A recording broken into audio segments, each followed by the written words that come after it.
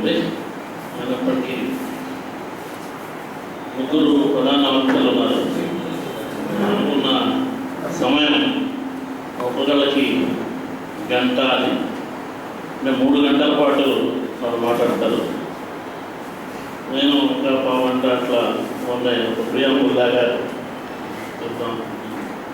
దాని తర్వాత ఒక అరగంట ప్రశ్నలు సమాధానాలు, అంటే 3.5 గంటలు అంతమంటారో తెలీదు ఈ సభ జరగడానికి నిర్వాహకులు అనుకున్నారు. ముందుగా ఈ భిన్న స్వరాలు సంస్థ బాలగోపాల్ 4వ వర్ధంతి సందర్భంగా ఈ పుస్తకాన్ని గురించి, బాలగోపాల్ వ్యాస సంకలనాన్ని గురించి, ముఖ్యంగా మనిషి మార్క్సిజం అనే ఒక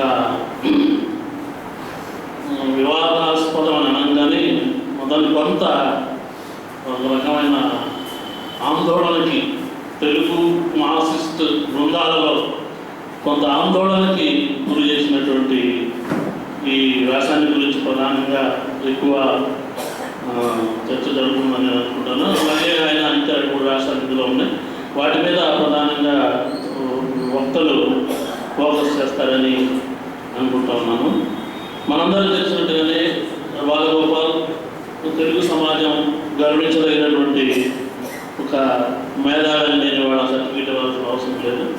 చాలా విషయాల్ని, అంటే చాలా వివిధ రకాలైన విషయాల్ని తను అవగాహన చేసుకుని తెలుగు సమాజం ముందు ఎప్పటికప్పుడు విషయాన్ని రిఫ్లెక్ట్ చేసి చాలా కాలం తర్వాత వాటి గురించి మాట్లాడటం వేరు, కానీ అప్పటికప్పుడే ఆ విషయం మీద స్పందించేటువంటి ఒక కార్యకర్తకి ఉండేటువంటి లక్షణం ఒక మేధావిగా బాలగోపాల్ సంతరించుకోవడమే కాకుండా రిలవెంట్ విషయాల గురించి, చాలా రిలవెంట్ విషయాల్ని ఆయన సమాజం ముందు పెట్టడం అనేది ఆశ్చర్యాన్ని కూడా కొలిపేటువంటి అంశం. మన సమాజంలో చాలామంది మేధావులు అనుకున్న వాళ్ళు ఆచరణ దగ్గరకు వచ్చేవరకే కొంత దూరంగా ఉండటం, అంటే ఆచరణ ఏంటంటే అది వేరే విషయం, కానీ జనరల్గా ఒక బ్రూట్ నిర్వచనాల్లో ఆచరణ అనే దానికి దూరంగా ఉండటం అనేది మనకు కనిపిస్తూ ఉంది. కానీ బాలగోపాల్ జీవితంలో అది ఎక్కడా లేదు. అన్నిటి మధ్య ఉండే వైవిధ్యాన్ని చెరిపేయడానికి ఆయన నిరంతరం కృషి చేశాడు. అది పౌరకుల సంఘాల్లో కానీ, వకీలుల సంఘాల్లో కానీ, లేకపోతే ఈ మానవ వేదికలకు సంబంధించిన అంశాల్లో కానీ, లేదా దేశవ్యాప్తంగా మొత్తం ఎక్కడైతే ఎన్కౌంటర్లు, ఆదివాసుల మీద జరిగే దాడులు, అన్నిటి గురించి రాయటం, మాట్లాడటం, విపరీతంగా శరీరం అనేది అలసిపోవటం అనేది లేకుండా కృషి చేసినటువంటి వ్యక్తి. ఆయన రాసినటువంటి ఈ పుస్తకాన్ని గురించి ఇవాళ చర్చ జరగబోతూ ఉంది. ఈ చర్చకు సంబంధించిన విషయాలు ఇక్కడ దాదాపు అందరికీ తెలిసిన విషయాలే అయినప్పటికీ కొన్ని విషయాలు స్థూలంగా ఇందులో ఏమున్నాయి, వాటి గురించి ఎక్కడెక్కడ నేనేమనుకున్నాను, తర్వాత వాళ్ళు ఏమనుకుంటున్నారు అనే విషయాన్ని క్లుప్తంగా చెప్పి మధ్య మధ్యలో, మొత్తంగా చెప్పను, క్లుప్తంగా ఇప్పుడు కొంత చెప్పి మధ్య మధ్యలో కొంత ఇంటర్వ్యూ అవుతూ ఉంటాను. వ్యక్తిగా బాలగోపాల్ ఎంత కార్యదీక్షతో పనిచేశాడో, చనిపోయిన వ్యక్తుల గురించి మనం చెప్పుకోవడానికి సెంటిమెంట్స్ ఏం అక్కర్లేదు, కానీ కొన్ని విషయాలు స్పష్టంగా చెప్పుకోవడం అవసరం. రైటింగ్ దగ్గరకు వచ్చేసరికి ఆయన కొంత బాధ్యతారహితంగా ఉన్నాడు అనిపిస్తుంది. అంటే బాధ్యతారహితంగా రాయటంలో, ఆ రాసే తీరులో చాలా అలవకగా రాయడం అనేది ఆయన చాలా వ్యాసాల్లో కనిపిస్తుంది. అది ఎందుకంటే ఆయనకున్న పని ఒత్తిడి అలాంటిది. అందువల్ల ఎక్కడ కూడా సోర్సెస్ చెప్పేటువంటి అలవాటు ఆయనకు లేదు. నేను చంద్రశేఖర్ అనుకుంటాను, అన్ని కూడా ఏంటంటే ఆయన ఆ రాయటం అనేది మొదలుపెట్టేప్పటికే ఆయన బాగా చదువుకున్నాడు. ఆ చదువుకున్న దాన్ని మైండ్లో నిక్షిప్తం చేసుకుని దాన్ని ఆచరణలో ఎక్కువగా ఉన్నప్పుడు రాయటం మొదలుపెట్టాడు. అందువల్ల ఆ సోర్సెస్ వెతుక్కోవడం, పలానా విషయాన్ని అంతకుముందు ఎవరైనా చెప్పారా, లేకపోతే దానికి ఆధారం ఏంటి, ఒక విషయం స్టేట్మెంట్ ఇచ్చే ముందు ఆ స్టేట్మెంట్కి ఆధారం ఏంటి, దాన్ని మనం ఎంత ఆథెంటిక్గా ప్రూవ్ చేయగలం అనే విషయాన్ని సరిచూసుకునే ప్రయత్నం ఆయన ఎక్కడ చేసినట్టు మనకు కనిపించదు. అది ఆయన రాసిన అన్ని వ్యాసాలకి ఈ ఒపీనియన్ అప్లై అవుతుంది. ముఖ్యంగా మనిషి మార్క్సిజం అనే వ్యాసంలో మానవ ప్రవృత్తి గురించి ఆయన చేసినటువంటి నిర్ధారణలకు సంబంధించిన విషయాలు అంతకుముందు పాశ్చాత్య ప్రపంచంలో ఎవరన్నా మాట్లాడున్నారా, మార్క్స్ తర్వాత ఎవరన్నా మాట్లాడున్నారా, ఈ పోస్ట్ మార్క్సిస్టులు అనేవాడు ఎవరన్నా మాట్లాడున్నారా, పోస్ట్ మోడర్నిస్టులు అనేవాడు మాట్లాడున్నారా అనే విషయాన్ని ఆయన ఎక్కడ కూడా చెప్పేటువంటి ప్రయత్నం చేయలేదు. అది ఆయన ఉన్నటువంటి ప్రతివత్తిడి, మిగతా అకాడమిషియన్స్కి ఉండేటువంటి అడ్వాంటేజ్ ఆయన లేకపోవడం కూడా కావచ్చు. ఆ ఒక్క విషయానికి దృష్టి తెస్తూ ఆయన ఏ విషయాల గురించి ఇందులో ప్రస్తావించాడని దాని గురించి క్లుప్తంగా మేము చెప్పడానికి ప్రయత్నిస్తాం. ఒకటి 1990లో ఎగ్జాక్ట్గా 89లో socialist Russia, so called socialist Russia పతనం అయిపోయిన తర్వాత సోషలిజాన్ని గురించినటువంటి మౌలిక ప్రశ్నలు ప్రపంచవ్యాప్తంగా వచ్చాయి. వాటిలో భాగంగానే తెలుగు సమాజంలోనూ దాని గురించిన ఆందోళనలు మొదలయ్యాయి. కాబట్టి సోషలిజం అనేది ఒక సామాజిక విలువగా ఎస్టాబ్లిష్ చేయడం అనేది ఎంతవరకు సాధ్యం, దానికి ఏమైనా పరిమితులు ఉన్నాయా, ఇన్హరెంట్గా ఆ సోషలిజాన్ని ప్రపోజ్ చేసినటువంటి మార్క్సిజం యొక్క పరిమితులు ఏమైనా ఉన్నాయా, లేకపోతే మార్క్సిజాన్ని అన్వయించుకోవడంలో మార్క్సిస్టులు చేసినటువంటి పొరపాట్లు ఏమున్నాయా, ఇట్లాంటి విషయాల గురించి ఆయన ఆందోళన చెంది ఆ సోషలిజాన్ని గురించి కొన్ని మౌలిక ప్రశ్నలు ఈ పుస్తకంలో వేసేటువంటి ప్రయత్నం చేశారు. ఆ ప్రయత్నంలో భాగంగానే ఆయన ఒక చోట చాలా స్పష్టంగా మరొక అక్టోబర్ రెవల్యూషన్ ప్రపంచంలో రావాల్సిన అవసరం ఉంది. ఈ అక్టోబర్ రెవల్యూషన్ అంతకుముందు సోషలిజంలో జరిగినటువంటి వైఫల్యాన్ని అధిగమించి కొత్తగా సోషలిజాన్ని పునర్నిర్మించుకోవాల్సిందనేటువంటి ఆకాంక్ష అందులో ఆయన తీవ్రంగా వ్యక్తం చేయడం జరిగింది. అలాగే సోషలిజంలోనూ లేకపోతే కమ్యూనిస్ట్ మూమెంట్లోనూ ఎక్కువ సందర్భాల్లో మనకు కనిపించేటువంటి మాట ఆత్మవిమర్శ అనేటువంటి మాట. ఈ ఆత్మవిమర్శ అనేటువంటి పదంలో ఆచరణాత్మకంగా ఎంత సిన్సియారిటీ ఉంది, నిజంగా కమ్యూనిస్ట్ పార్టీలు, మార్క్సిస్ట్ పార్టీలు ఆత్మవిమర్శ చేసుకున్నాయా, ఆ ఆత్మవిమర్శ చేసుకుని సోషలిజాన్ని నెలకొల్పడానికి నిజంగా కృషి చేసినాయా, అలా చేయటం అనేది నిజమైన సోషలిజం లక్ష్యం. అలా చూసినప్పుడు ఆ ప్రయత్నం వైపు సోషలిస్ట్ పార్టీలు, కమ్యూనిస్ట్ పార్టీలు చేయలేదని, అలా చేయటమే నిజమైన శాస్త్రీయమైన సోషలిజానికి పునాది అని ఆయన నమ్మాడు. దాన్ని ఇందులో కొన్ని వ్యాసాలు వ్యక్తం చేశాడు. అలాగే ఏది అభ్యుదయమైన సాహిత్యం, అంటే ఏది సాహిత్యం, ఏది గొప్ప సాహిత్యం అనేటువంటి మౌలిక ప్రశ్న సాహిత్యం అనేది రంగం మీదకి వచ్చినప్పటి నుంచి ఉంది. కానీ సోషలిజం అనేది ముందుకు వచ్చిన తర్వాత అభ్యుదయ జీవితాన్ని, అభ్యుదయ వాదాన్ని బలపరిచేది, అభ్యుదయం వైపు నిలిచేది అద్భుతమైన సాహిత్యం, మంచి సాహిత్యం అనేటువంటి భావన బలపడింది. దాని గురించి కూడా ఆయన ఈ పుస్తకంలో సమస్యాత్మకం చేయడం కనిపిస్తుంది. అలాగే మనుషులో ఇన్హరెంట్గా కొన్ని చీకటి కోణాలు ఉన్నాయి. మనిషి యొక్క ప్రవృత్తికి సంబంధించిన అవగాహన మనకు పూర్తిగా లేదు. అంటే మానవ ప్రవృత్తి అనే దాన్ని మనం ఇంకా స్థూలంగా అవగాహన చేసుకున్నాం తప్ప దాని లోతుల్లోకి వెళ్ళి విశ్లేషించేటువంటి ప్రయత్నం మనం చేయలేదు. కాబట్టి మనిషిని, లేదా మనిషిలో ఉండేటువంటి చీకటి కోణాలు అనేవి ఏదో ఆయన స్పష్టంగా చెప్పినప్పటికీ ఒక ఆబ్స్ట్రాక్ట్ అంశాలు మనకి ఇంకా అందుబాటులేదు. వాటిని విశ్లేషించాల్సిన అవసరం ఉందని ఆయన గుర్తించాడు. ఆ అవసరంలో నుంచి ఆయన ఫ్రాయిడ్ లాంటి వాళ్ళ రచనల్ని మనం వాడుకొని దాన్ని అవగాహన చేసుకోవడానికి అవసరం ఉందని చెప్పాడు. తెలుగు సమాజంలో ఫ్రాయిడ్ మీద ఒక ఆర్టికల్ కూడా ఉంది. తెలుగు సమాజంలో సిగ్మండ్ ఫ్రాయిడ్కి చాలా అన్యాయం జరిగింది. అదేమంటే ఆయన పరిశోధనలు ఎవరు కూడా తమ విశ్లేషణలో తీసుకోకపోగా ఆయన్ని ఖండించడం అనేది జరిగింది అనే బాధను కూడా బాలగోపాల్ ఇందులో విశ్లేషణ జరిగింది. మధుసూదన్ గారు ఒక ఇంటర్వ్యూలో మాట్లాడారు. ఆయన ఏమన్నాడంటే ఫ్రాయిడ్ కొండను తవ్వి ఎలుకను కూడా పట్టలేదంట. ఇది నిజానికి సామాజిక శాస్త్రమైన లేకపోతే మనోవిజ్ఞాన శాస్త్రమైన కాస్త పరిచయం వాళ్ళు కూడా అనేటువంటి మాట కాదు. సరే, సహజ లక్షణంగా మధుసూదన్ గారు అట్లాంటి మాట అన్నప్పటికీ బాలగోపాల్ లాంటి మార్క్సిస్టులు దీన్ని గురించి కొంత తీవ్రంగా ఆలోచించాల్సిన అవసరం ఉందని చూడడం అనేది ఒక విశేషాంశంగా నేను భావిస్తున్నాను. అలాగే బాలగోపాలు లేవనెత్తిన ప్రశ్నలు మరోజు మారుతున్న ప్రపంచానికి మానవ ప్రవృత్తికి మధ్య ఏర్పడినటువంటి ఒక సంక్లిష్ట అంశాల గురించి అవగాహన చేసుకోవాల్సిన అవసరం ఉంది. ఈ సంబంధం మానవ ప్రవృత్తికి, మానవ సమాజంలో జరిగేటువంటి మార్పులకి మధ్య ఉన్నటువంటి ఈ సంకీర్ణ సంబంధం లేకపోతే సంక్లిష్ట సంబంధం మరింత సరళతరంగా మనం అర్థం చేసుకోవాల్సిన అవగాహన ఉందని కూడా ఆయన ఈ పుస్తకంలో ప్రస్తావించడం జరిగింది. అలాగే రష్యాలో జరిగినటువంటి పరిణామాల మీద కూడా ఆయన చాలా అబ్జెక్షన్స్ రేజ్ చేశాడు. ఒకటి ఏమిటంటే సోషలిజం అనేది ఒక ఊహంగా, ఒక స్ట్రాటజీగా అమలు చేసేటువంటి ప్రాసెస్లో అక్కడ మిగతా పార్టీలన్నింటినీ కూడా తుడిచిపెట్టేయటం, రెండో పార్టీ అనేది లేకపోవడం వల్ల అసలు సోషలిజం అనే దాని మీద ప్రజల్లో భయాందోళన సందేహాలు రేకెత్తించేటువంటి ప్రయత్నాలు కనిపించడం ఇలాంటి విషయాన్ని ఈయన ఇందులో ప్రస్తావించాడు. ఇంకా చాలా విషయాలు ఉన్నాయి, వక్తలు చెప్తాను. నేను మధ్య మధ్యలో అక్కడక్కడ ఇంటర్వ్యూలంతా ఈ విషయాన్ని చెప్తూ ఉంటాను. ముందుగా ఈ పుస్తకాన్ని గురించి, ఇందులో ఉన్న అంశాల గురించి స్థూలంగా బాలగోపాల్ గారి తాత్విక అవగాహన గురించి, మార్క్సిజం గురించి, ముఖ్యంగా ఆయనకున్నటువంటి అంచనాల గురించి, మార్క్సిజానికి సంబంధించిన ఆయన ఆలోచనల గురించి, దాన్ని పునర్నిర్మించాలనేటువంటి లేకపోతే పునర్రచించాలనేటువంటి ఆయన భావనల గురించి ముగ్గురు వక్తలు ఇలా చెప్పినట్టుగా మాట్లాడబోతున్నారు. మొదటగా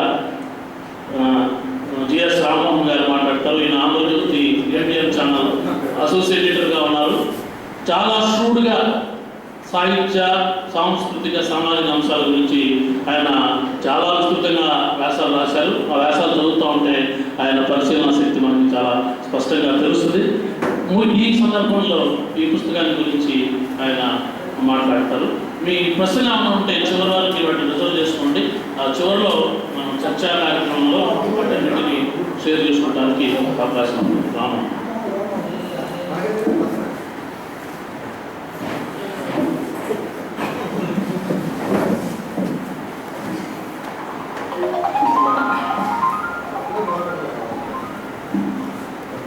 చాలా కాలంగా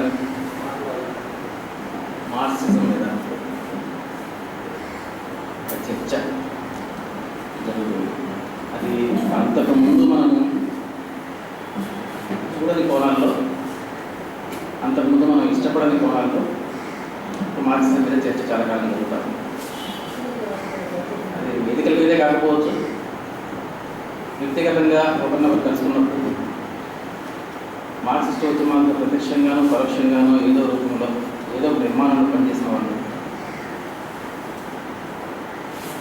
ఏదో ఒక అండ కోల్పోయాము అంటే మార్క్సిజంలో ఏదో ఒక లోపం ఉంది అనే ఒక అవగాహన వచ్చిన వాళ్ళు, లేదా మార్క్సిజంలో కాకపోయినా దాన్ని అన్వయించడంలో మనకున్న రాజకీయ నిర్మాణాలు అయితేనేవి, ఇతరతర నిర్మాణాలు అయితేనేవి మార్క్సిజాన్ని అన్వయించడంలో లోపాలు ఉన్నాయి, అందువల్ల ఇది ముందుకెళ్ళలేకపోతుంది, ఇది ఇక అయ్యేది కాదేమో అనే అనుమానంతో ఉన్నవాళ్ళు, ఇట్లా రకరకాల షేడ్స్ ఆఫ్ ఒపీనియన్స్ ఉన్నవాళ్ళు చాలా కాలంగా మార్క్సిజం మీద చర్చ బృందాలుగా, వ్యక్తులుగా ఒకరినొకరు కలిసినప్పుడు చాలా సందర్భాల్లో చాలా చోట్ల జరుగుతాం. కొంత నిరాశతో, కొంత నిస్పృహతో, కొంత డెస్పరేషన్తో, కొంత లోపల గీతను ఎట్లా సాటిస్ఫై చేసుకోవడం వెళ్ళిపోవడం, ఒక మీనింగ్ఫుల్ లైఫ్ గడుపుదామనుకొని బయలుదేరి ఆ మీనింగ్ఫుల్ లైఫ్కి ఏమి ఒక అర్థం ఒకటి అని కొంత అనుకొని ఏకీ రాస్తా అనుకొని ఇప్పుడు ఆ ఏకీ రాస్తా కాదేమో అనుమానం వచ్చిన తర్వాత అదేదో పోయింది, మనకు అండగా ఉండేది ఏదో పోయింది, మొత్తం కాలం ఈ కాలం ఎట్లా భర్తీ చేసుకోవాలి, ఎట్లా ఈ గిల్టెన్ సాటిస్ఫై చేసుకోవడం, ఎట్లా ఈ కాలం ఎట్లా భర్తీ చేసుకోవాలి, అసలు ఏమైనా ఉందా, అసలు ఏమైనా అర్థం ఉందా, లైఫ్కి ఏమైనా మీనింగ్ ఉందా అనే డెస్పరేషను అనే నిస్పృహ విపరీతంగా చాలా మందిగా కనిపిస్తూ ఉంటుంది వ్యక్తులుగా కలిసినప్పుడు, బృందాలుగా అక్కడెక్కడ కలిసినప్పుడు. ఇటువంటి చర్చ చాలా కాలం జరుగుతాం. ఎందుకు ఈ సందర్భంలో జరుగుతోంది? మా కేవలం బాలగోపాల్ అనే వ్యక్తి వల్లనేనా? బాలగోపాల్ అనే వ్యక్తి ఆ వ్యక్తి ఒక గొప్పతనం వల్ల మాత్రమేనా? లేదా కొంతమంది అనుకుంటున్నట్లు ఒకప్పుడు గొప్పవాడై ఉండి తర్వాత దిగజారిపోయి పెట్టి ఊర్జో ఆలోచనలకు వెళ్ళిపోయి మార్క్సిజం నుంచి దూరంగా పోయిన వ్యక్తి ఆలోచనల వల్ల రేకెత్తిన చర్చ మాత్రమేనా? లేక నిజంగా మార్క్సిజంలో ఖాళీలు ఉన్నాయి, ఖాళీలను పూరించాలని బృహత్తర ప్రయత్నం చేసిన ఒక చింతనపరుడు, ఒక ఆలోచన జీవి చేసిన రాసిన ఆలోచనల వల్ల మాత్రమేనా? కేవలం సబ్జెక్టివేనా? దీనికి ఏమైనా కాంటెక్స్ట్ ఉందా? అది మనం ముందుగా ఆ కాంటెక్స్ట్ చేసుకుంటే కానీ కొంత టైమ్ స్పేస్లో దాన్ని పెట్టుకుంటే కానీ మనకు కొంత విషయం ఉంటుంది. అది కొంచెం ఇంపార్టెంట్ అనుకుంటాను. ఆయన అభిప్రాయం ఎట్లాగో చాలామంది చదివి ఉన్నారు, తెలిసి వాడి గురించి కూడా చర్చిద్దాం. ఇవాళ వాతావరణం ఏంటంటే భారతదేశంలో ఇప్పటికి కూడా అతిపెద్ద విప్లవ పార్టీ అనుకుంటున్నారు రాజకీయ నిర్మాణంలో. వాళ్ళ రాజకీయ నిర్మాణంలో ఉన్న అతిపెద్ద బృందంలో సభ్యుడైన ఒక ఆయన కొంతకాలంగా కొన్ని ఆర్టికల్స్ రాస్తున్నారు. ఒక పుస్తకాన్ని సమీక్షిస్తూ ఈపీడబ్ల్యూలో 2 పేజీల వ్యాసం రాశారు. మెయిన్ స్ట్రీమ్లో ఒక 6 పార్ట్స్గా ఇప్పుడు వ్యాసం రాశారు. చాలా పెద్ద మేధావి, చాలా గర్వం జరిగిన మేధావి, అట్లాగే ఆచరణలో కూడా ఉన్న వ్యక్తి. ఎందుకంటే పార్టీ నిర్మాణంలో ఉన్నవాడు, పార్టీ నిర్మాణంలో చాలా కాలం ఉన్నవాడు. ఆయన భార్య కూడా పార్టీ కోసం ప్రాణాలు కోల్పోయిన వ్యక్తి. ఆయన చాలా నిజాయితీగా తన భావాలని ఒపీనియన్స్ని పంచుకున్నాడు. ఇప్పుడైతే చాలా నిర్మోహమాటం షేర్ చేస్తుంది. అంత నిర్మోహమాటం ఒక రాజకీయ నిర్మాణంలో నాయకుడి దగ్గర నుంచి ఆశించలేదు. అంత షూటింగ్గాను అంత డిస్కషన్గా ఉంటాయి comments. Letter of the cities కనీసం ప్లెయిన్స్లో కూడా లేదు. చాలా తిని పార్ట్స్ ఆఫ్ ది జంగిల్, చాలా small parts of the jungle మాత్రం మనం పరిమితమైపోయి ఉన్నాము. అడవుల్లో అది కూడా అత్యంత తక్కువ ప్రాంతానికి మాత్రమే మనం పరిమితమైపోయి ఉన్న మాట వాస్తవం. పట్టణాలు అనేది అసలు వదిలేయండి, మైదానాలు కూడా మనం లేవు. ఎందుకు లేవు అనేది ఆలోచించాలి. అంటే చాలామంది మాట్లాడుతున్నట్టుగా మనం 15 రాష్ట్రాలకు విస్తరించాము, 18 రాష్ట్రాలకు విస్తరించాము, 20 రోజుల్లో సాధించబోతున్నాము. అది పీకల్లో కూలిపోయిన పెట్టుబడి దాని విధానం, సాగు సిద్ధంగా పెట్టుబడి దాని విధానం, చివరి పోటీ పొడిస్తే కూలిపోతుంది. ఇట్లాంటి జరగడం కాకుండా ఆత్మవిమర్శ అంటే స్వయం విమర్శ అనుకుందాం. ఆ స్వయం విమర్శ చేస్తూ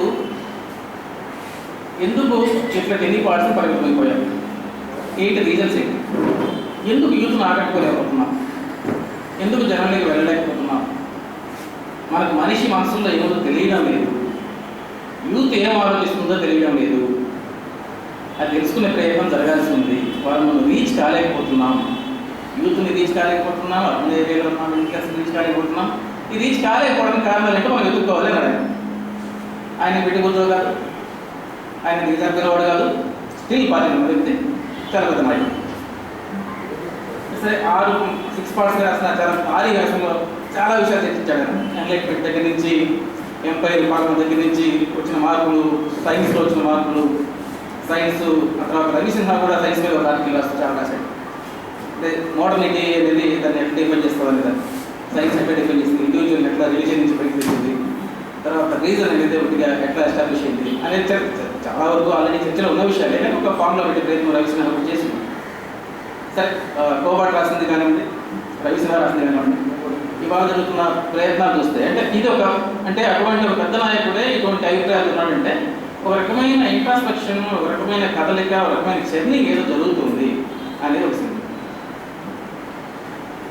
అట్లాగే గత 2 ఏళ్ళుగా గతంలో ఎన్నడూ లేని విధంగా ఇది సెమీ ఫుడల్ సెమీ కరోనీలే, ఇది అర్ధభూస్వామి అర్థ పెట్టుబడిదారి విధానమే, ఇది పెట్టుబడిదారి సమాజం కాదు,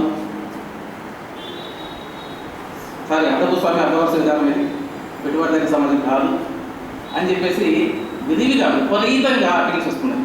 అవి రాజకీయ నిర్మాణాల నుంచి వస్తున్నాయి, బయట రాజకీయ నిర్మాణాలకు వాహికలుగా అనుకుంటున్నా లేదా పనిచేస్తున్నా వాళ్ళ నుంచి కూడా విపరీతం వస్తుంది. అది చాలా ఆర్టికల్స్ ఈ 2 yearsలో విపరీతం ఎక్కడ చూసినా అవే ఆర్టికల్స్. ఎందుకు సడన్గా ఎందుకు సెమీఫిడల్ సెమీకరణ అనేది సమర్థించుకోవాల్సిన అవసరం అంత గట్టిగా ఎప్పుడు ఎందుకు వచ్చింది అంటే తెలియదు. చెన్నై పోయిందా అంటే అది కాదేమో, ఏదో లోపల ప్రశ్న తలెత్తుండాలి కదా, అది కాదేమో పెట్టుబడిదారి సమాజం ఏమో లోపల ప్రశ్న తలెత్తుంటేనే కదా వాళ్ళకి అవసరం వస్తుంది. ఎప్పుడైనా అవును 100 సార్లు నువ్వు చెప్తున్నావు అంటే అది కాదని వాడు అక్కడ ఎక్కడో ఉండండి, కాదని చర్చ ఏదో జరుగుతుండాలి అంటే బహుశా చర్నింగ్ ఏదో ఎక్కడో జరుగుతుండాలి, ఏదో నిర్మాణంలోనో ఎక్కడో బయటనో సమాజంలోనో అది కొంత అటువంటి వాతావరణం ఒకటి ఉన్నది. అంటే ఒక ఐడియాలజికల్ డిబేట్ అన్ని రంగాల్లో జరుగుతున్న వాతావరణం ఇవాళ ఉన్నది. కాబట్టి కేవలం ఇది ఐసోలేటెడ్ ఎక్కడో ఒకటి జరుగుతున్నది మాత్రం కాదు, ఏదో ఒక వ్యక్తి వలన, ఒక వ్యక్తి అభిప్రాయాల వలన జరుగుతుంది కదా. కాంటెక్స్ట్లో చాలా రకాల పరిణామాలు మధ్య జరుగుతున్నాయి. అట్లాగే ఈ మధ్యకాలంలో ఇంకొక వార్త కూడా వింటున్నాం. ఇన్నాళ్ళు గరళమని అసుంట వంచిన లేదా విప్లవ ద్రోహి అని ఆ రచనలు చదవడం కూడా చాలా సిగ్గుచెట్ట వ్యవహారంలో, లేకపోతే రచన చదవట్లేదు. అసలు ఆ మనిషి బోల్షివిక్ వీరుడను కూడా తెలియనంతగా మనం దాచి ఉంచినా లేదా పట్టించుకోకుండా కాన్స్పిరసీ ఆఫ్ సైన్స్ పాటించినా ఒక మేధావి గురించి, ఒక మేధావి రచనలు సడన్గా ఇప్పుడు మళ్ళీ చదివే ప్రయత్నం జరుగుతుంది. దానికి యాక్సెప్టెన్స్ కూడా ఉన్నది, నిర్మాణం నుంచి ఒక యాక్సెప్టెన్స్ కూడా ఉన్నట్టుగాను, పునరాలోచనలో పడినట్టుగాను, తిరిగి ఆయన రచనలు ట్రాట్స్కీ రచనలు కొంత మళ్ళీ చదవాలనేది ఏదో కొంత అక్కడక్కడ కనిపిస్తాం. సడన్లీ వై సడన్లీ ట్రాట్స్కీ ఎందుకు అంటే తెలిసింది గోయింగ్ ఆన్ సేమ్ ప్రాసెస్. ఎందుకు సడన్లీ సరే ఎవరు ఎక్కడ యాక్సెప్ట్ చేశారు, ఎవరు ఎక్కడ పంపించారు మనకేం ఆధారం లేవు, మనం చెప్పలేం, కానీ something is going on around Trotsky. కాస్త రచనలు కూడా మళ్ళీ కాస్త రాజ్యంలో వస్తున్నాయి, కాస్త చదివే ప్రయత్నం చేస్తారు. ఇన్నాళ్ళు అసలు రాజశేఖర్ ఎవరు తెలియని వాళ్ళు, అసలు సాయంత్రం వాడు ఇబ్బందులే కదా అని మాకు తెలియక ఒక మాటతో పడేసేవాళ్ళు. సరే దీనికి చరిత్ర ఉందా, ఈయన రెడ్ ఆర్మీలో ఉన్నాడా, ఈయన రెడ్ ఆర్మీ వీరుడా, ఈయన బోల్షివిక్ వీరుడా, ఈయన లెనిన్ వీరుడా, లేకపోతే లెనిన్ సహచరుడా, ఇట్లా బోర్డు అంతా చర్చ కొంత ఇప్పుడిప్పుడే అక్కడక్కడ ప్యాకెట్స్లో కొనుక్కుంటా ఉన్న వాతావరణం కనిపిస్తాం. సరే, ఇది మనకు ఉన్న ఇంటెలెక్చువల్ వాతావరణంలో, మనకున్న రాజకీయ వాతావరణంలో కనిపిస్తున్న ఒక చరణం. ఇంకొంచెం బయట బాహ్య పరిస్థితుల్లో ఉన్న ఒక వాతావరణం చూద్దాం. మెక్సికో గవర్నమెంట్ సంప్రదింపులకి మనుషులు పంపితే వాళ్ళకు జోకులు వేసి, ప్రాణం కావాలి, కాఫీ కావాలంటే జోకులు కూడా వేసి, విపరీతంగా ఒక ఫ్లేమ్ పాయింట్ లైఫ్ స్టైల్తో, ఒక ఫ్లేమ్ పాయింట్ మేనరిజమ్స్తో, ఒక ఫ్లేమ్ పాయింట్ ఎక్స్ప్రెషన్స్తో తర్వాత గోయా తర్వాత మళ్ళీ అంతటి వాడుగా విపరీతంగా యూరోప్ అంతా కూడా రొమాంటిసైజ్ చేసి వెళ్ళి అక్కడ వర్షాలు చేసి అక్కడ నిలబడి కమ్యూనిటీని దానికి మొత్తం దాని మీద వచ్చినంత పోస్తే ఆ లిటరేచర్ మనకు అంతకంటే పెద్ద ఫార్వర్డ్ వచ్చాడు మెక్సికన్ జపటిస్ట్ రెవల్యూషన్. అటువంటి జపటిస్ట్ నాయకుడు కమాండెంట్ మార్కోస్ కొన్ని నెలల క్రితం ఒక మాట అన్నాడు, అంతకుముందు లేని మాట. We took arms to be heard, not to capture the power. This is the latest stand. We took arms to be heard.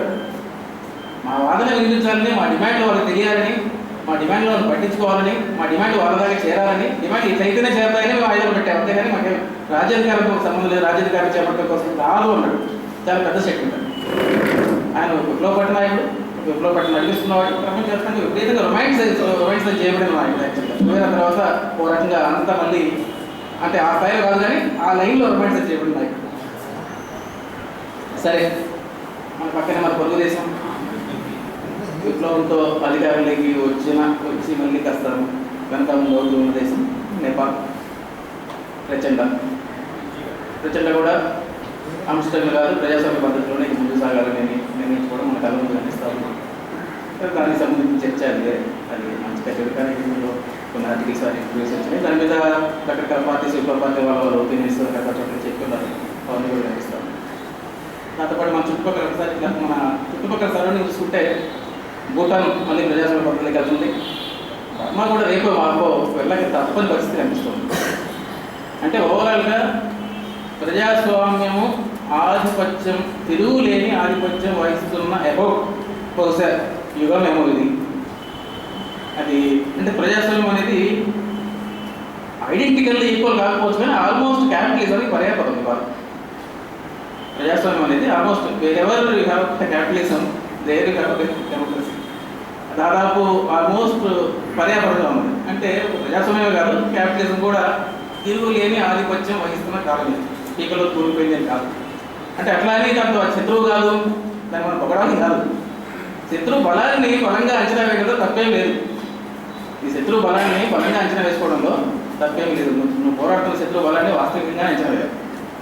కాబట్టి ఇటువంటి ఒక ఎన్విరాన్మెంట్లో మనం ఉన్నాం, ఇటువంటి ఒక చర్నింగ్ నడుస్తున్న కాలంలో మనం ఉన్నాం. కాబట్టి ఈ చర్నింగ్ వరల్డ్ వైడ్ ఫినామినా ఉంది. అది రష్యన్ ఫెడరేషన్ కొలాప్స్ కావచ్చు, ఆ తర్వాత జరిగిన మార్పులు కావచ్చు. అంటే అప్పటికే వాస్తవానికి ఫ్రాంక్ఫర్ట్ స్కూల్ 1920s బిగిన్ అయిన ఫ్రాంక్ఫర్ట్ స్కూల్ అప్పుడే చాలా ఈజీగా నెల్లిని బతుకున్న కాలంలోనే బిగిన్ చేశారు. అప్పటికే బ్యూరోక్రటిక్ సొసైటీ, బ్యూరోక్రటిక్ ఆధిపత్యము వగైరా వాటర్ బెంచ్ వాడను. సరే, గ్రామ్స్ వేరే స్కూల్ కొట్టి దాని మందులే కాదు కానీ. సో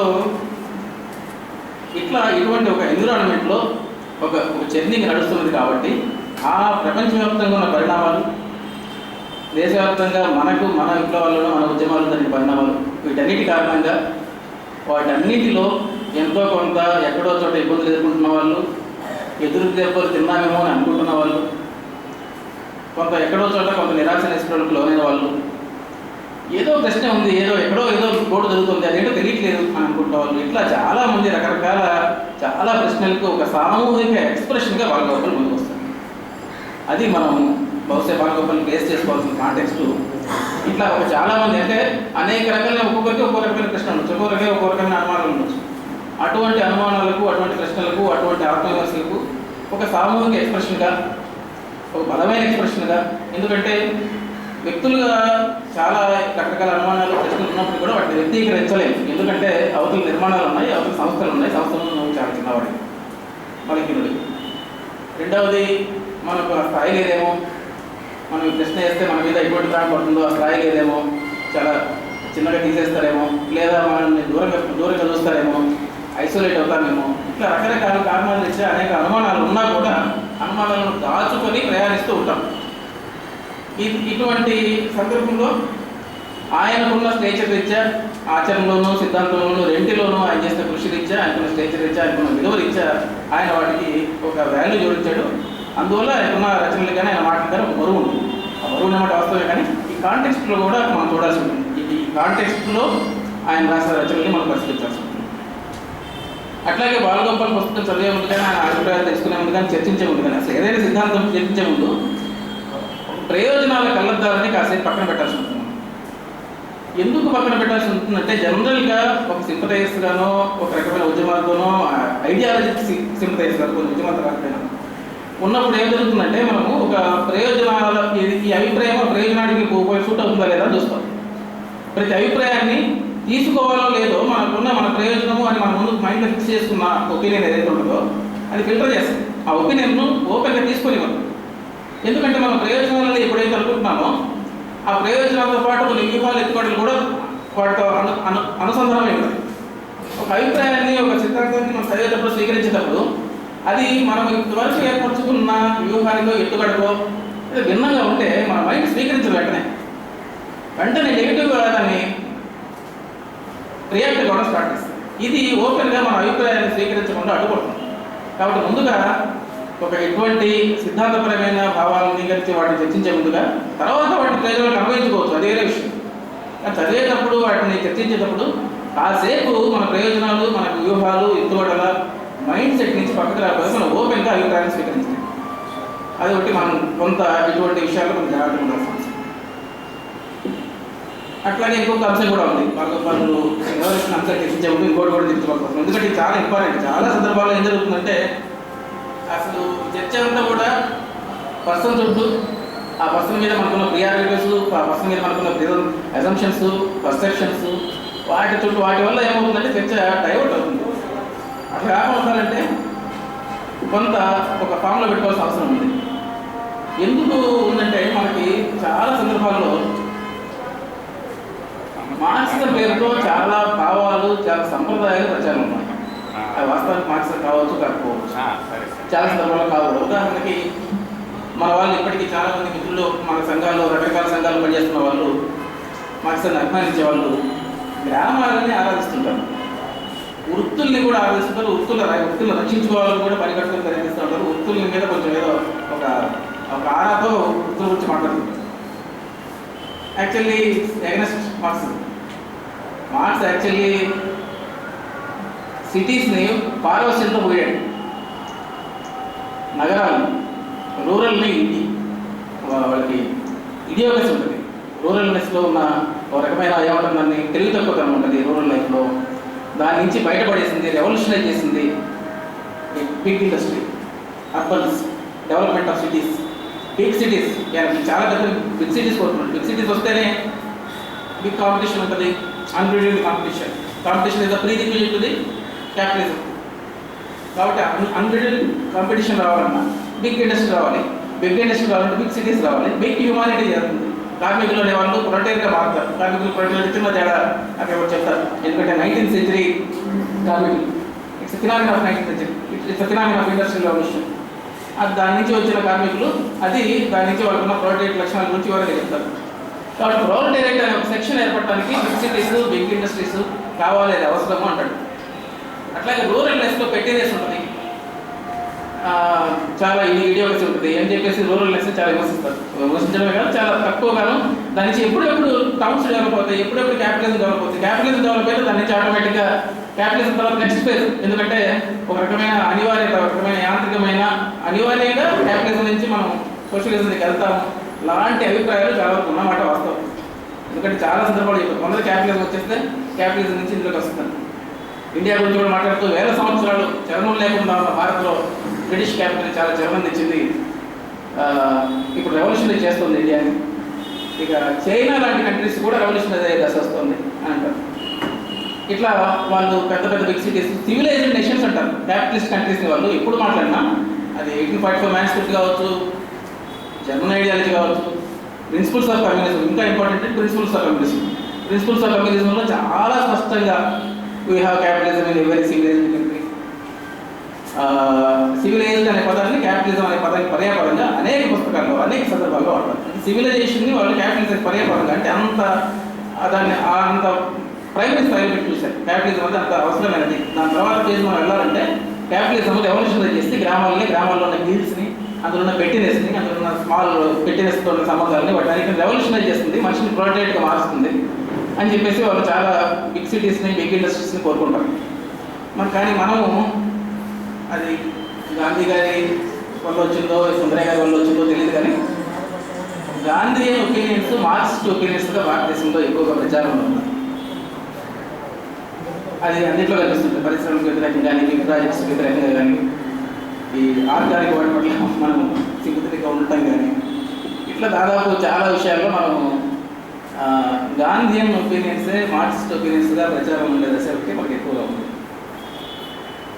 అట్లాగే వర్గ స్వభావం గురించి కానీ, ఏదో వర్గ స్వభావం కానీ చాలా పాత సాహిత్యంగా చూస్తే ఇప్పుడు మారుతుంది, కానీ కొంచెం ఎర్లీ సాహిత్యంగా చూస్తే పేదలందరూ కాస్త మంచి వాళ్ళు స్టీరియోటైప్ క్యారెక్టర్స్ పెట్టి రాయడం, వర్గ స్వభావం అని చెప్పేసి అంత మోటుగా అర్థం చేసుకుని వీళ్ళందరూ మంచి వాళ్ళు, వీళ్ళందరూ చెడ్డవాళ్ళు. ఫెమినిస్ట్ సాహిత్యంలో కొన్ని కథలు ఉంటాయి కదా, ఆమె చాలా చురుగ్గా ఉంటుంది, ఆమె చాలా తెలివిగా ఉంటుంది, వీడు చాలా ముద్దపై ఉంటాడు, ఇట్లా ఉంటాయి కదా. ఇట్లా ఒక స్టీరియోటైప్ స్వభావం రాయడం కూడా మనకు కనిపిస్తుంది. అదే ఎంత కూడా మార్క్సిజంగా మనకున్న పొరపాటు అవగాహన, పొరపాటు ఎత్తుగడలు కూడా.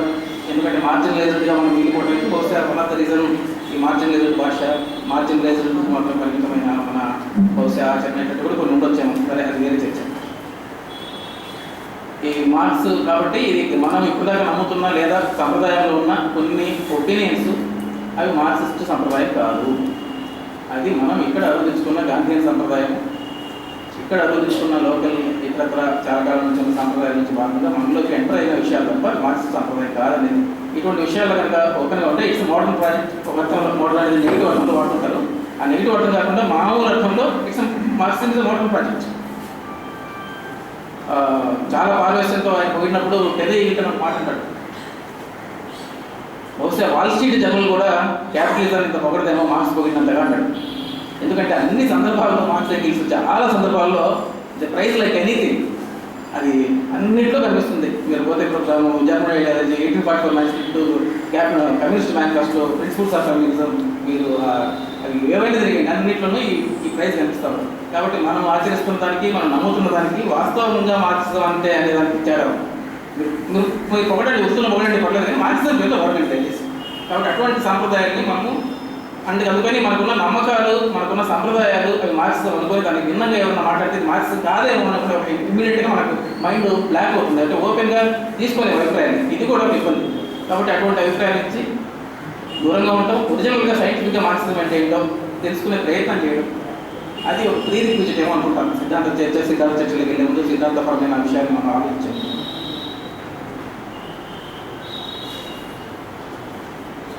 సరే, ఇప్పుడు బాలగోపాల్ అయిపోతాం. బాలగోపాల్ ఆయన పుస్తకాలు చెప్పుకున్నారు, ఆయన రచనలు చెప్పారు, కొన్ని ఉపన్యాసాలు చెప్పారు. రెండు ట్రెడిషన్స్ మార్క్సిజంలో ప్రధానంగా మనకు కనిపిస్తాయి. ఒకటి అధ్యయన సౌలభ్యం కోసము లేదా వర్గీకరణ, స్థూలమైన వర్గీకరణ, ఎగ్జాక్ట్గా అట్లా ఉండాలని లేదు. Materialistic tradition, humanistic tradition. Materialistic ట్రెడిషన్లో కార్డ్స్కి, ప్లానో లాంటి వాళ్ళు ఉంటారు ఎక్కువ కాలం. హ్యూమనిస్టిక్ ట్రెడిషన్లో తర్వాత దాన్ని కొనసాగించిన వాళ్ళు గ్రామ్స్ లాంటి వాళ్ళు మనకు ఎక్కువ కనిపిస్తారు, ఆర్డూసర్ లాంటి వాళ్ళు. మార్క్స్ రెండింటిలో కూడా ఉంటాడు. ఆయన ఎర్లీ లేటరు అని కొంత విభజన చేస్తుంటారు. Early marks, later marks. Early marks, later marks అయితే మరి అసలు కానీ కొంతమంది విమర్శిస్తుంటారు, కానీ వాస్తవానికి ఆ ట్రెడిషన్ కూడా మార్క్స్దే. ఆయన కూడా యంగ్ హెగెల్స్, ఓల్డ్ హెగెల్స్ అని రాస్తాడు. యంగ్ హెగెల్స్, ఓల్డ్ హెగెల్స్ అంటే అది వేరే అర్థం రాస్తారు, కానీ అటువంటి ట్రెడిషన్, అటువంటి విభజించి చూడటము, అటువంటి టెక్నాలజీ పెద్దప్పుడు మార్క్స్ అని చెప్తుంటాయి. దూకుడు కూడా ఉదాహరణ చాలామంది మార్క్స్ బాలగోపాల్ చెప్పినప్పుడు ఆ వ్యంగ్యం ఏంటయ్యా, మరి నువ్వు అక్కడ రాయడం ఏంటి, ఆ వ్యంగ్యం ఏంటి, అది ఎవరి గురించి రాస్తున్నాడో, మన మిత్రుల గురించి రాస్తున్నప్పుడు మన గురించి రాస్తున్నప్పుడు ఆ వ్యంగ్యం ఏంటంటే వ్యంగ్యము, దూకుడు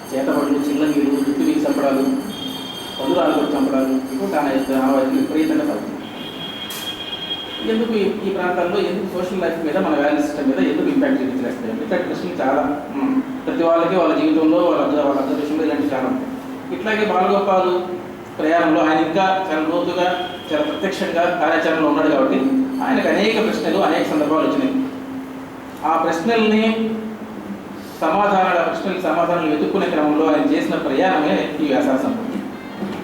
ఒక దేవులాట, ఆ దేవులాటలో ఆన్సర్లు వెతుక్కుంటూ అందులో మళ్ళీ స్టడీ చేస్తూ, ఒక ఉపన్యాసం లేదు కానీ ఒక ఉపన్యాసం ఉంది అందులో చెప్తాడు. మళ్ళీ రీన్యూస్ చేసుకున్నాను పుస్తకాలని. 10 ఏళ్ల క్రితం సాహిత్యం చదవడం, మార్క్సిస్ట్ సాహిత్యం చదవడం నిలిపేశాను. ఆల్మోస్ట్ మార్క్సిస్టుకు అవసరమైనంత సిద్ధాంతపరమైన పరిజ్ఞానం నాకు కలిగింది అనే విశ్వాసం నాకు 10 ఏళ్ల క్రితం కలిగింది. ఆ తర్వాత నేను పుస్తకాలు చదవడం మానేశాను. మళ్ళీ ఇప్పుడు దాన్ని రివిజిట్ చేస్తున్నాను. రివిజిట్ చేసినప్పుడు చాలా విషయాలు కొత్తగా కనిపిస్తున్నాయి, కొత్తగా అన్వయించుకోవడానికి ఆస్కారం కనిపిస్తున్నాయి. కాబట్టి వీటన్నిటి పరిశోధనతో I would like to write something అని ఒక ఇంటర్వ్యూ చెప్పాడు. అది ఒక మీటింగ్లో చెప్పాడు. మీటింగ్ ఎప్పుడుతున్నాను గుర్తులేదు కానీ అందులో జోకులు కూడా ఒక మాట ఉంటాడు. బహుశా మనం కనుక జైల్లో పడేస్తే ఒక 6 నెలలు శుభ్రంగా ఈ 6 నెలలో ఈ వర్క్ పూర్తి అవుతుంది, కానీ మనం కూడా జైల్లో పడేయలేదు అని కూడా జోక్ అంటాడు మా ఉపన్యాసంలో. కాబట్టి త్వరలోనే రాస్తాను దీని మీద సమగ్రంగా అని కూడా అన్నాడు. అటువంటి ప్రయత్నంలో ఉండగానే బహుశా ఆకస్మికంగా ఆయన మనల్ని రిపోర్ట్ జరుగుతుంది. ఇట్లా సందేహాలతో మొదలెట్టి, ఎందుకంటే చివరికి ప్రజాస్వామ్యంలోనే సోషలిజం ఉంది అనే ఒక రకమైన పూర్తి ముగింపు కూడా కాదు, మళ్ళీ అందులో కూడా ప్రశ్న వేస్తారు. అక్కడ దాకా వచ్చి అక్కడ వేసిన ప్రశ్నలు కూడా సమాధానాలు వెతుక్కునే క్రమంలోనే ఆయన ఆకస్మికంగా మరణించడం జరిగిందని అనుకుంటున్నాను. మీరు ఈ ప్రయాణం చూస్తే కనుక 90s స్టార్ట్ చేసిన వ్యాసాలకి చివరి దశకి వచ్చినప్పుడు వ్యాసాలకి టోన్ అండ్ టెనర్ చాలా తేడా ఉంటుంది. చెప్పే పద్ధతి ఫస్ట్ వ్యాసం చాలా పొలైట్గా ఉంటుంది. మనం కాకపోతే ఎవరు ఎదుర్కొంటారు సమాధానాలు, మనమే కదా ప్రయత్నం చేస్తుంది అని మొదలయ్యి చివరికి వచ్చేసరికి అది కొంత ఘాటుగాను, కొంత వ్యంగ్యంగాను, కొంత పరుషంగాను, కొంత విమర్శాధోరణి కొంచెం పదులు తగినట్టుగాను మనిషి అట్లా ప్రయాణం సాగుతూ కనిపిస్తుంది. బహుశా ఈ 10 years ఎక్స్పీరియన్సెస్లో ఆయన కలిగిన అనుభవాలు కావచ్చు, ఆయనకు వచ్చిన రెస్పాన్సెస్ కావచ్చు, ఇతరత్ర బహుశా ఆయన విధంగా ప్రవోక్ చేస్తుంటామని అనుకుంటాం. ఫస్ట్ చూస్తే కనుక చైతన్య ప్రగతి సోషలిజం చూడండి, చాలా ప్రశ్నలు వేస్తారు. ఈ వ్యవస్థను ఉండదలుచుకున్నామా, క్యాపిటలిజం అనేది ఎంత దుర్మార్గమైన వ్యవస్థ, దాని గురించి మొత్తం చెప్తారు. ఏ రూపాల్లో మనుషులు కూడా వ్యాపార శక్తులు అయిపోవడము, మనుషులు కొంటాము వగైరా మొత్తం ఆ విషయాన్ని కూడా క్యాపిటలిజంలో ఉన్న దుర్మార్గాల గురించి చెప్పారు. వచ్చి ఈ ప్రశ్నలు ప్రతి ఒక్కరూ తాము వేసుకుని సమాధానం చెప్పుకోవాలి. ఇట్లా బ్రతకడానికి సిద్ధంగా లేమని సమాధానం చెప్పుకునేట్టయితే సోషలిజం విఫలమైన కేరింతలు కొట్టడం మానేసి అది ఎందుకు విఫలమైందో ఆలోచించి తిరిగి సోషలిజాన్ని నిర్మించే ప్రయత్నం విజయవంతంగా చేయాలంటే ఏం చేయాలో ఆలోచించాలి. ఇక్కడ మొదలయ్యారు 90s. అంటే ఆత్మవిమర్శ మొదలైన తర్వాత కూడా, విమర్శనాత్మకంగా అధ్యయనం చేయడం మొదలైన తర్వాత కూడా ఆయన ఫస్ట్ మొదలైన ప్రవాహంగానే ఆయన ఎక్స్ప్రెషన్ కానీ ఇట్లా ఉంటుంది. విజయవంతంగా ఏం చేయాలో ఆలోచించాలి. బోల్షివిక్ విప్లవం జరిగి 70 ఏళ్ళు దాటి సరే అప్పటి నుంచి బోల్షివిక్ విప్లవం అంటే మళ్ళీ అక్టోబర్ రెవల్యూషన్ చేయాలంటే ఏం చేయాలి, ఈ లోపాలను అధిగమించి చేయాలంటే ఏం చేయాలో మనం అందరూ కూడా ఆలోచించాలని బిగిన్ అవుతారు. బిగిన్ అయిన తర్వాత ప్రజాస్వామ్య పునాదులపైనే సోషలిజం, నేపాల్ కాంటెక్స్ట్లో రాస్తుంది. ఇక మీదట సోషలిజం నిర్మించే ప్రయత్నం ఎక్కడ జరిగినా అది ప్రజాస్వామ్య వ్యవస్థ ద్వారానే జరగక తప్పదు. ఒకవేళ కమ్యూనిస్టు పార్టీ సాయుధ పోరాటం ద్వారా అధికారానికి వచ్చినా అది సోషలిస్టు సమాజ నిర్మాణానికి సంబంధించిన కృషిని, రాజకీయ ప్రజాస్వామ్యాన్ని గౌరవిస్తూ జరపవలసి ఉంటుంది. ఈ సందేశంతో పాటు దీనికి అనుసరించవలసిన మార్గం ఏమిటన్న ప్రశ్నను 20వ శతాబ్దం వదిలివెళ్ళింది. ఇక్కడ ఈ ప్రశ్నతో పాటు జరిగిన ప్రయాణంలో ఆయన ఒక పాయింట్ ఇంకా కలిగినట్టు కూడా అనలేదు, ఎందుకంటే మళ్ళీ ప్రశ్నలు ఉన్నాయి. ఎట్లా అనుసరించాలి అనేదానికి మళ్ళీ ప్రశ్నలు ఉన్నాయని తర్వాత మళ్ళీ ప్రశ్నలు వస్తాయి. అక్కడ బహుశా ఇది ప్రయాణం. ఈ ప్రయాణం మధ్యలో ఆయన చాలా ప్రశ్నలు లేవనెత్తారు. ఒకటి మార్క్సిజంలో అంటే ఏవి ఈ ప్రశ్నలు కూడా ఆయనే కొత్తగా లేవనెత్తారని కూడా ఆయన కూడా చెప్పుకోలేదు. కొంతమంది అయ్యి కొత్తగా ఏం చెప్పారని ఉంటారు. కొత్తగా ఏం చెప్పారు కదా, కొత్తగా ఇంటర్ప్రిట్ చేయడం, కొత్తగా చెప్పిన అంశాలు కూడా ఉన్నాయి. వాటితో పాటుగా ఇప్పటివరకు ఫ్రాంక్ఫర్ట్ స్కూల్ దగ్గర నుంచి బిగిన్ చేస్తే అది ఇటు గ్రామ్సీ కావచ్చు, ఆల్దోస్ కావచ్చు, ఎరిక్ ఫ్రాగ్ కావచ్చు, ఫ్రాయిడ్ వాళ్ళ దగ్గర తీసుకున్న అంశాలు కావచ్చు, వీటన్నిటిని క్రోడీకరించి మనకి అందించే ప్రయత్నం చేయడం ఒకటి, వాటిని ఇక్కడ సమర్థించి అందించే ప్రయత్నం చేయడం ఒకటి. దాంతోపాటుగా మనకున్న కండిషన్స్లో మనకున్న విషయాలని మనకు జరుగుతున్న మూమెంట్లో కానీ మనకు సిద్ధాంతపరంగా జరుగుతున్న ఆచరణని ఎట్లా చూడాలి, అందులో లోపాలను ఎట్లా చూడాలి అనేది మన ఇండియన్ కాంటెక్స్కి సంబంధించి ఎక్స్ప్లెయిన్ చేయడం ఒకటి రెండు మౌలికమైన అంశాలనే లేవనెత్తుతుంది. ఇట్లాంటి కృషి కొంత ఉందని అనుకుంటాను. ఆయన ప్రధానంగా విమర్శించిన లేదు లేవనెత్తిన చర్చించిన అంశాలు ఏంటంటే మార్క్సిజంలో ఈ మెకానికల్ అనివార్యంగా చారిత్రక దశ, అనివార్యంగా మార్క్సిజం వస్తుంది క్యాపిటలిజం తర్వాత, అదే ఫేజ్, అది నెక్స్ట్ ఫేజ్, అది నెక్స్ట్ దశ, అదే ఈ అనివార్యత అనేది డైరెక్ట్ వాడకపోయినా కొన్ని చాలా సందర్భాల్లో అది అనివార్యం అనే సెన్స్ మనకి అన్నింటిలో ఉంటుంది. Almost communism is something develops out of capitalism instead of scholars invention అంటాడు. ఇంకా చాలా సందర్భాల్లో ఈ దశ తర్వాత అది అనివార్యంగా వస్తుంది అని అంటారు. దీనినే ఒక సందర్భంలో ఇంగ్లాండ్ ఫ్రాన్స్లో కనుక అది తొలుత మొదలెడితే ఏమవుతుంది, ఇఫ్ అని పదం వాడి అది తొలుత స్టార్ట్ అయితే కనుక అది ఇతర ప్రదేశాలను ఎట్లా ఇన్ఫ్లుయెన్స్ చేసుకుంటూ వెళ్తున్నాడు. మార్క్స్ అయితే బ్రిటన్, అమెరికా, హాలండ్లో శాంతియుతంగా వస్తుందని ఆశించాడు. అది మిగిలిన చోట ఎక్కడ విస్తరిస్తుందో చెప్పారు. ఇట్లా చాలా సందర్భాల్లో బిగ్ సిటీస్ ఫామ్ అవుతాయి, బిగ్ ఇండస్ట్రీస్ వస్తాయి, ప్రొలెటేరియట్ ఫామ్ అవుతుంది. ఈ ప్రొలెటేరియట్ తర్వాత ఈ బిగ్ ఇండస్ట్రీ నిరంతరం ఉత్పత్తి పెంచుకుంటూ పోతే తప్ప సర్వైవ్ కాలేదు కాబట్టి క్రైసిస్లో పడుతుంది. ఈ క్రైసిస్ డీపెనింగ్ అయ్యి చివరికి అనివార్యంగా అది కూలిపోక తప్పదు, కూలిపోయి ప్రొలెటేరియట్ అధికారం చేపట్టక తప్పదు. ఇది స్థూలంగా వాళ్ళ ఆ చారిత్రక దశని వాళ్ళు వివరించే సందర్భం. చాలా సందర్భాల్లో మనకి ఎక్స్ప్లెయిన్ చేసుకుంటూ వస్తారు. దీన్ని అది అట్లా అవుతుందా అనే ప్రశ్న. అట్లా అనివార్యంగా సోషలిజం రావాలన్నా రూలే ఉంటుందా, ఎందుకు వస్తుంది అట్లా? ఈ మెకానికల్ అప్రోచ్లోనే లోపం ఉంది. ఏషియాటిక్ నుంచి ఏషియాటిక్ అన్న తర్వాత మార్చుకున్నారు, వాళ్ళు ట్రైబల్ని మార్చుకున్నారు. అందుకే ఫస్ట్ ఏషియాటిక్ అని వాడడంలో ఉన్న ఒకటి రెండు లోపాలు సవరించుకుంటూ పుట్టినోడు కూడా పెడతారు. ఈ ఏషియాటిక్ నుంచి ఏషియన్ ఫ్యూడల్ నుంచి క్యాపిటలిస్ట్ నుంచి నెక్స్ట్ ఫేజ్ సోషలిజం. ఇది ఒక చారిత్రక దశలుగా అనివార్యంగా వస్తుంది. మార్క్స్, ఎంగిల్స్, లెనిన్ వీళ్ళందరూ కూడా దాన్ని అనివార్యంగానే వస్తుంది అన్నట్టు రాశారు. ఇంకొంచెం ట్రాట్స్కీ లాంటివి అయితే ఇంకా ముందుకెళ్ళి Trotsky especially iron law of society అంటాడు. Iron law of society, iron law of nature, iron law of society అంటే అంత తప్పనిసరి, అంత అనివార్యమైనది. ఆ స్థాయిలో వాళ్ళు దాదాపుగా ఊహించారు, ఆశించారు. దీని తర్వాత లేదు అదే. దీన్ని బాగా లోపలికి వస్తుంది. ఇట్లా రావాలన్న నిబంధన ఏం లేదు. ఇట్లా అనివార్యంగా అనుకోవడంలోనే ఒక లోపం ఉన్నది. ఇట్లా ఆశించడంలోనూ ఆశించిన దానికి మీరు కొన్ని ప్రీరిక్విజిట్స్ పెట్టుకొని ఈ రకంగా ప్రయాణం సాగుతుంది కాబట్టి ఇది ఇట్లా కల్మినేట్ అవుతుంది కాబట్టి అనే ఒక ఈ అనాలిసిస్లోనే ఏదో ఇబ్బంది ఉంది, ఇది కరెక్ట్ కాదు అనేది ఆయన సోదాత్మకంగా కరెక్ట్గా ఆయన చెప్పలేదు. మనం మామూలుగా మన ఎగ్జాంపుల్స్ కూడా మనం చూసుకున్నప్పుడు సరిపోతుంది. మన కళ్ళ ముందు అందరూ తెలిసిన విషయం. ఈ విషయం ప్రత్యేకించి ఒక మేధావి ఒకప్పుడు చెప్పాల్సిన అవసరం కాదు. వాళ్ళు కోరుకున్నట్టుగా అమెరికాలో రాలేదు, హాలీవుడ్లో రాలేదు, అంత బిగ్ సిటీస్ డెవలప్ అయినా, అంత బిగ్ ఇండస్ట్రీ డెవలప్ అయిన దేశాల్లో బ్రిటన్లో కానీ ఎక్కడెక్కడ రాలేదు. స్టార్టింగ్ రష్యాలో స్టార్ట్ అయింది. Russia is not big cities develop అయినా అంత డెవలప్ సొసైటీ అయితే కాదు. అట్లాగే ఇక్కడ ఇంకో సందర్భం కూడా చెప్పుకోవాలి. వీళ్ళందరూ మనకు ఈ వన్ కంట్రీలోనే సోషలిజం వస్తుందని అందరూ ట్రాట్స్కీ చెప్పాడని చెప్పేసి ట్రాట్స్కీ చెప్తూ ఉంటారు. ట్రాట్స్కీ స్టైల్లో రెండు రకాలు ఉంటారు. ఒకటి పజ్జీ కోసం ప్రయత్నించడం, రష్యన్ కమ్యూనిస్ట్ పార్టీలో పజ్జీ కోసం ప్రయత్నించడం వల్ల అప్పుడు స్టాలిన్ చాలా ఇబ్బందుల్లో రష్యా అత్యంత కష్టమైన సందర్భంలో ఉన్నప్పుడు ఈయన పజ్జీ కోసం ప్రయత్నించి కుట్ర పడ్డాడు కాబట్టి అందువల్ల ట్రాట్స్కీ డెవలప్ అవుతారు. కొందరేమో ఆయన థియరీనే చాలా తప్పుడు దోవ పట్టించేది. ఆయన ప్రపంచ విప్లవం అంటాడు. ప్రపంచ విప్లవం ఎట్లా వస్తుంది, ఏదో దేశంలోనే కదా విప్లవం వచ్చేది మన వాళ్ళు చాలామంది అనుకుంటారు. ట్రాట్స్కీ కరెక్ట్ అని చెప్పను, కానీ అది ట్రాట్స్కీ ఒపీనియన్ కాదు. ఫస్ట్ థింగ్ అది మార్క్స్ ఒపీనియన్, ఎంగిల్స్ ఒపీనియన్. ఎందుకంటే ప్రిన్సిపల్స్ ఆఫ్ కమ్యూనిజం స్పష్టంగా క్వశ్చన్ వేసి మరి ఆన్సర్ చేస్తారు. Is it possible a revolution one country అని, is it possible one country అని క్వశ్చన్ వేసి నో, వన్ కంట్రీలో సాధ్యం కాదు, సైమల్టేనియస్లీ జరగాలి. సైమల్టేనియస్లీ ఇక్కడ జరిగితే ఇట్లా జరుగుతుంది, తర్వాత అనాలిసిస్. అట్లాగే ఎట్ వన్ స్ట్రోక్ అని కూడా ఒక చోట వాడతారు, ఆల్ ఎట్ వన్స్ అని కూడా వాడతారు. అది మార్క్సే వాడు. ఇది యూనివర్సల్ రెవల్యూషన్ కాబట్టి నాకు యూనివర్సల్ నేచర్ ఉండాల్సిందే.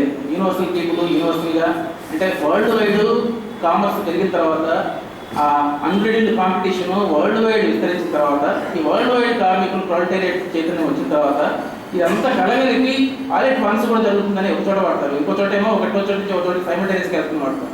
కాబట్టి ఏవి కూడా వీళ్ళు తర్వాత వాళ్ళు చెప్పినాయి కదా, తర్వాత వాళ్ళు కూలి ఒక లవంగం ఎక్కువ వేసి ఉండొచ్చు, కొంచెం మసాలా జోడించి ఉండొచ్చు, కొంచెం కొంత ఎక్స్టెండ్ చేసి ఉండొచ్చు దాన్ని. ఇప్పుడు ఇందాక చెప్పినట్టుగా ఐరన్ లా అని వాడినట్టుగా అట్లా తర్వాత వాళ్ళు ఎక్స్టెండ్ చేసి ఉండొచ్చు. కానీ ఇవేవి కూడా వీళ్ళ సొంత